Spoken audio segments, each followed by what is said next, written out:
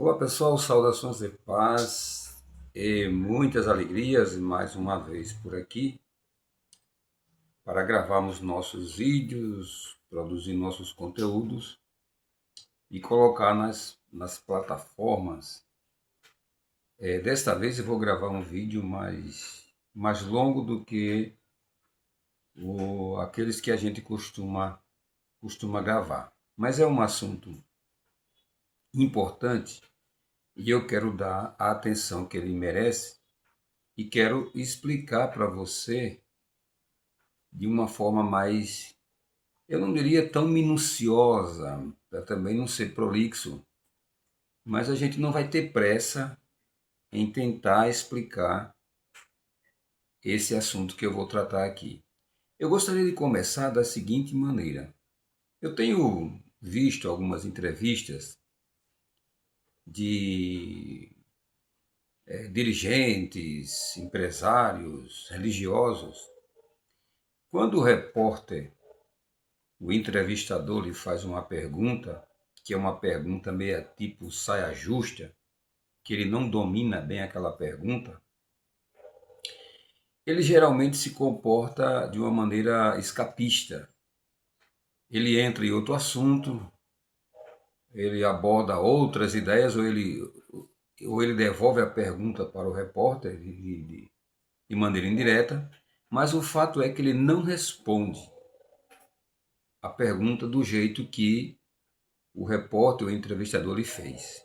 Isto é um hábito corriqueiro, grotesco, em várias áreas do futebol, da religião, do mundo corporativo, as pessoas escaparem das perguntas, principalmente quando elas são complexas, quando eles não dominam, quando eles não querem responder. A maioria das vezes eles sabem responder, mas por um motivo ou por outro, para não se expor, eles camuflam a resposta, eles fogem da resposta. E o repórter ou entrevistador vai na vibe dele também e não se mantém na pergunta que ele fez e faz outra pergunta e enfim. A entrevista se torna uma embromação. Isso acontece muito também em debates religiosos, que eu já deixei até de assistir porque não vai sai de lugar algum e termina em lugar nenhum. Mas aqui a gente não tem o chamado rabo preso, não tem compromisso fixado com nenhuma religião específica. Então a gente procura sempre trazer a verdade como ela é. Porque muitas pessoas se gabam assim de achar que vive a verdade. Tem pessoas que, porque são cristãs, dizem, Jesus disse, conhecereis a verdade, e a verdade vos libertará, e eu conheci a verdade e eu sou liberto. Às vezes não passa de um leve engano. Porque que verdade é essa? Quando ele fala conhecereis a verdade, a que ele estava se referindo? O que Jesus tinha em mente quando ele quis dizer, e conhecereis a verdade, e a verdade vos libertará. Qual é essa verdade que liberta? Muitas vezes você nem sabe que verdade é essa. E você acha que está vivendo uma verdade, mas na maioria das vezes você está vivendo a verdade do outro. Você está enxergando a coisa pela lente dos outros. Você está entendendo as coisas, entre aspas, pelo entendimento dos outros, pelo aquilo que já foi lhe passado, mas você mesmo não quis ter o trabalho de investigar, de pesquisar em outras fontes, inclusive, para que você de fato entendesse o que é a verdade. Outra questão que eu quero abordar aqui, antes de ler um texto da Bíblia, é que as pessoas falam em harmonia, em integração entre os textos e as ideias bíblicas, e elas acham que a Bíblia se correlaciona entre si, que ela se integra entre si, que ela é harmônica entre si. Mas isso não é a verdade. O fato é que a Bíblia é composta de vários autores, de vários escritores. E a maioria das vezes, alguns escritores ou alguns autores tratam do mesmo assunto de maneira diferente. E isso passa desapercebido por muitas pessoas. O Antigo Testamento, um assunto da imortalidade da alma, do destino depois da morte, é tratado de uma maneira, o Novo Testamento é tratado de outra bem diferente. Isso é resultado de influências e culturais, enfim, eu não quero entrar aqui no mérito da questão. Mas fato é, que eu quero abordar aqui hoje, é que não existe em alguns assuntos, esta harmonia que passaram para você que existe. Não existe essa ideia harmônica. Eu vou mostrar para você aqui hoje que, em alguns casos, difere muito. Por exemplo, entre Jesus e Paulo, acerca do mesmo assunto, há uma diferença no ponto de vista, na ideologia, né? E assim em outros escritores, Paulo, Pedro. O que muitas pessoas esquecem é que a própria Bíblia mostra, por exemplo, livro do Gênesis, escritor Moisés, tem lá um autor, tem lá uma pessoa que está, de certa forma, assinando esse livro, assumindo para si a responsabilidade. As cartas de Paulo, o escritor é Paulo. O Evangelho de Jesus é atribuído a Jesus aquelas falas. Né? Então, assim, são pessoas diferentes, que têm visões diferentes, que falaram de forma diferente acerca do mesmo assunto. Mas aí, caindo por terra essa questão da harmonia bíblica, como é que a gente convive com isso? Eu vou mostrar aqui na íntegra um texto que está escrito lá no livro de Lucas, no capítulo de número 18, versículos a partir do versículo 18, capítulo 18, versículo 18, para você ver que Jesus vai falar de um assunto que outros autores da Bíblia falam do mesmo assunto de forma diferente. E está explícito aqui. Mas as pessoas, elas têm o hábito de nem resolver uma questão já partir para outra. Quando as questões devem ser tratadas de maneira separada para que você possa entender. Ou seja, uma coisa é uma coisa, outra coisa bem diferente. Tá bom? Então vamos primeiro resolver um problema para depois a gente entrar em outro problema. Vamos primeiro resolver uma questão para depois a gente entrar em outra questão. E se a gente vê que tem confluência, a gente vê que não há harmonia, sejamos leais ao texto, sejamos sinceros às ideias, sejamos verdadeiros, porque não é a verdade que interessa. Então, por que você escapar? Por que você fugir? Por que você não querer confrontar? Por que você fugir da ideia de encontrar de fato a verdade? Por que você não querer esta verdade? Por que você foge daquilo que você mais busca, daquilo que é mais importante para nossas vidas? E se falar de Bíblia, de Evangelho, de Palavra de Deus, o que importa é a verdade, o que importa é a veracidade. Então não escapemos, não fugimos, como alguns fazem. Vamos tratar aqui do assunto sobre a vida eterna, que é a pergunta do jovem rico que ele faz aqui. E perguntou-lhe um certo príncipe, dizendo: Bom mestre, que hei de fazer para herdar a vida eterna? A pergunta aqui foi direcionada a Jesus. E qual foi a pergunta que esse jovem príncipe fez?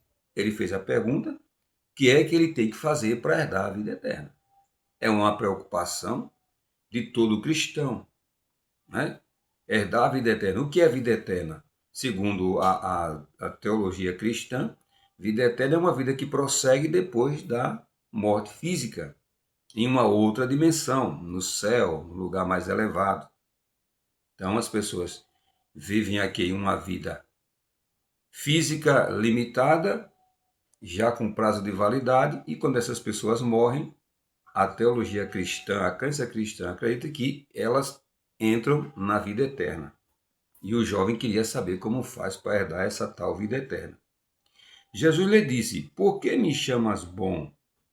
Ninguém é bom senão um que é Deus. Começou dando um fora aqui no jovem antes de entrar no assunto, né? Mas ele diz: Sabes os mandamentos. Quais os mandamentos? Não adulterarás, não matarás, não furtarás, não dirás falso testemunho, honra teu pai e tua mãe, e por aí segue, né? Lembra-te de guardar e santificar o dia de sábado, não terás outros deuses além de mim.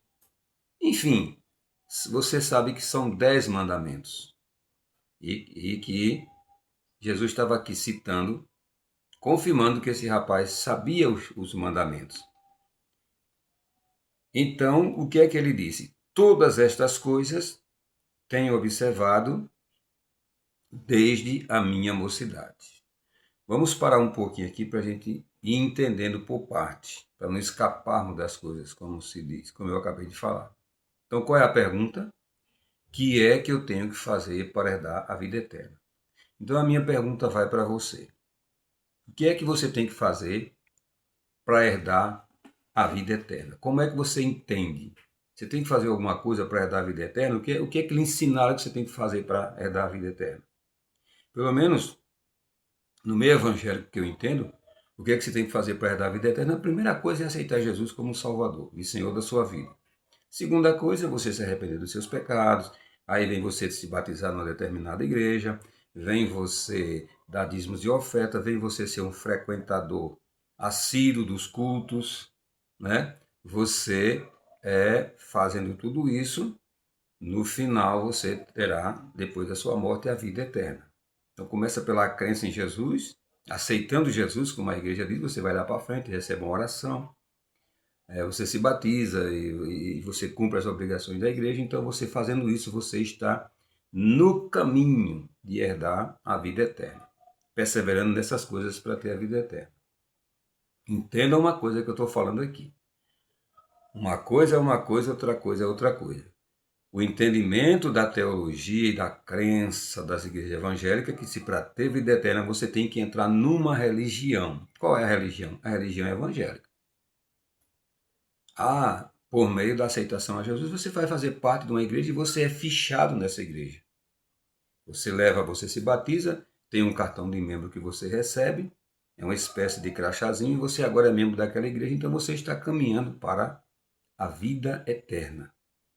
Mas será que essa ideia, que esse ponto de vista, ele se harmoniza com o ponto de vista de Jesus? Foi essa a resposta que Jesus deu ao jovem? Meu amigo, para você ter vida eterna, você precisa me aceitar como Salvador, como Senhor da sua vida. Você precisa ser membro de uma igreja que eu vou abrir, e essa igreja para você ser membro, eu vou lhe batizar nas águas, você vai dar dízimos e ofertas, e você vai ser um membro da minha igreja. E quando eu voltar, ou quando você morrer, se você morrer antes da minha volta, eu levo você para viver comigo eternamente. Foi essa a resposta que Jesus deu para o jovem? Pense um pouquinho, coloque seus neurônios para funcionar. Então, a resposta que Jesus deu para o jovem, ela condiz, ela se harmoniza com a ideia que as igrejas evangélicas elas passam hoje. E tem mais um agravante. Elas que dizem que vivem a palavra. Elas enfatizam aos berros, com os punhos cerrados, que você tem que viver a palavra de Deus. Você tem que ser seguidor de Cristo, é aquele que guarda a palavra de Cristo. E qual é a palavra que você tem que guardar numa hora dessa? Se você quer ter vida eterna, o que é que Jesus fala para você? E o que é que os pastores falam para você? Tem consonância, tem concordância de ideias, de filosofia?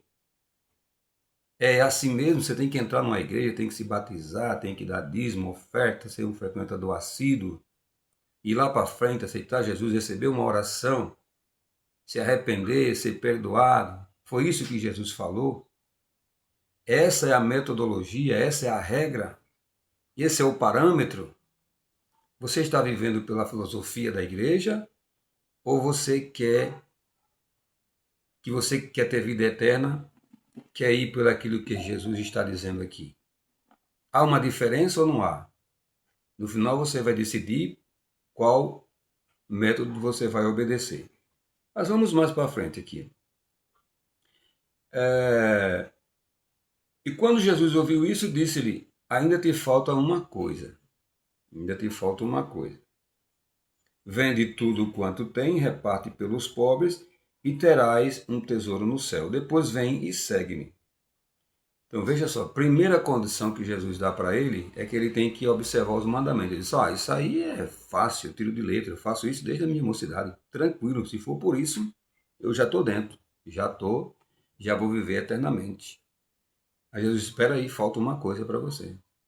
Este método aqui será aplicado a todo aquele que necessita ter, o que almeja ter a vida eterna, sim ou não?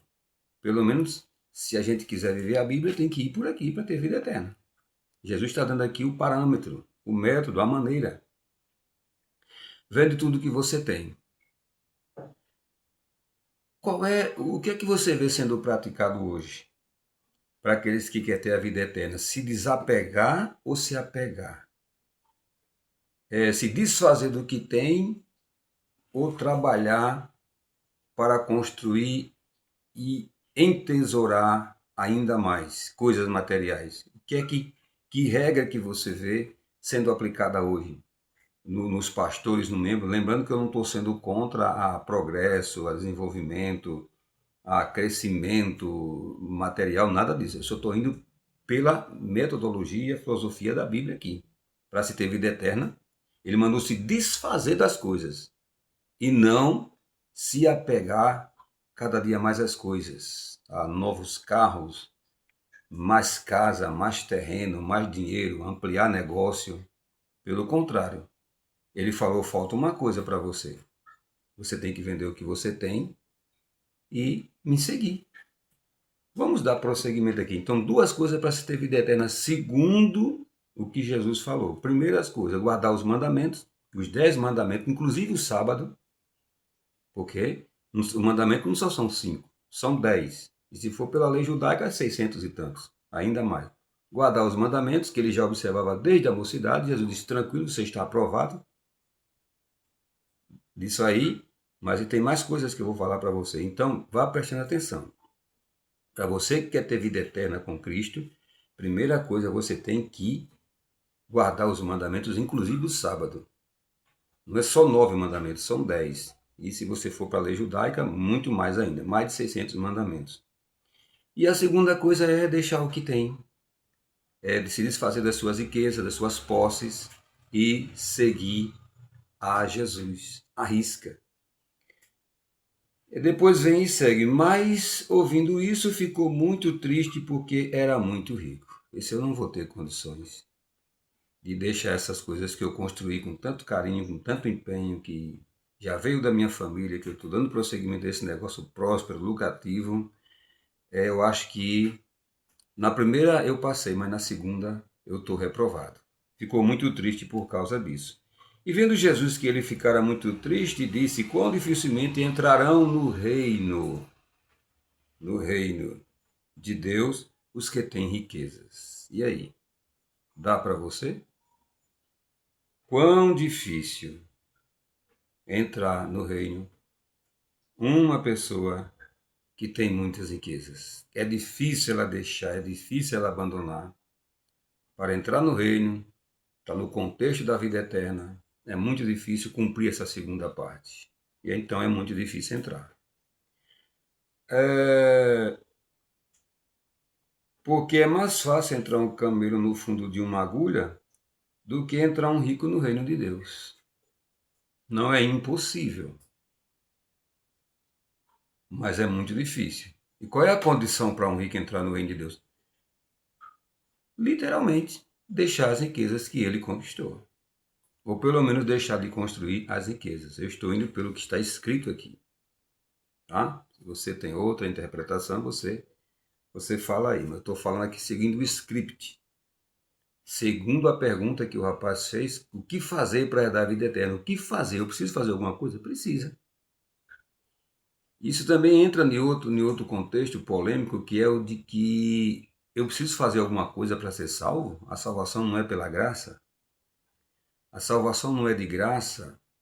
Eu preciso fazer obra, preciso fazer algum movimento, alguma coisa, alguma atitude?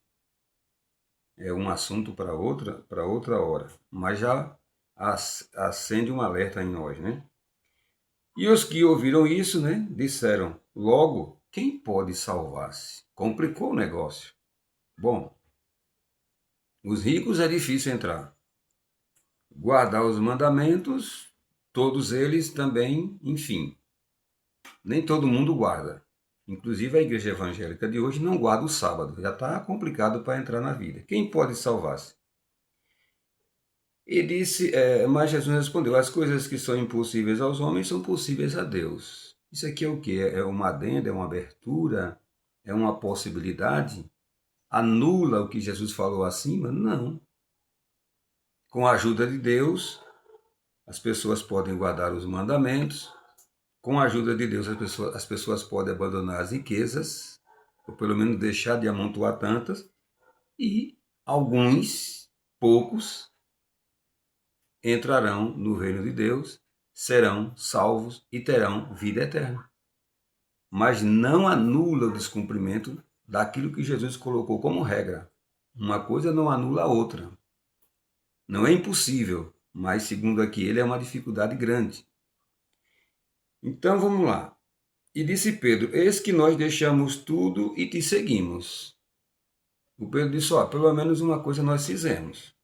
Eu tinha uma empresa pesqueira, eu tinha família, eu tinha bens.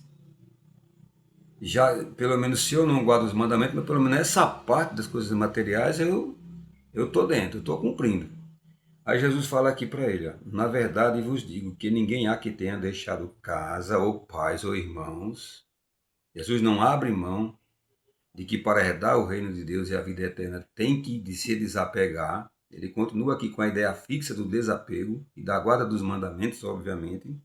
Ele diz: ninguém há que tenha deixado casa, ou pais, ou irmãos, ou mulher, ou filhos, pelo reino de Deus, e não haja de receber muito mais nesse mundo e na idade vindoura a vida eterna. Fecha o livro, sela, bate o martelo para entrar no reino de Deus, para ter vida eterna e para se salvar. O que é que eu tenho que fazer? O que é que você tem que fazer segundo Jesus? Se você for rico, abandonar as riquezas. Se você não souber os mandamentos, procure saber todos os 10 mandamentos e guarde esses mandamentos. E você precisa abandonar até família, pai, mãe, irmão, tudo para seguir a Cristo. Então, não sei se é fácil para você. Para mim é um pouco difícil. Mas como disse Jesus, o que é impossível aos homens é possível a Deus. Então ainda nos resta uma esperança, porém não vamos mascarar, menosprezar o texto, que a condição para se ter vida eterna, segundo Jesus, são essas: deixar as coisas materiais, deixar familiares, guardar os mandamentos, inclusive o sábado, para se poder ter vida eterna. Esse é o parâmetro, esse é a regra. Diferentemente do que as pessoas pregam hoje, o escapismo.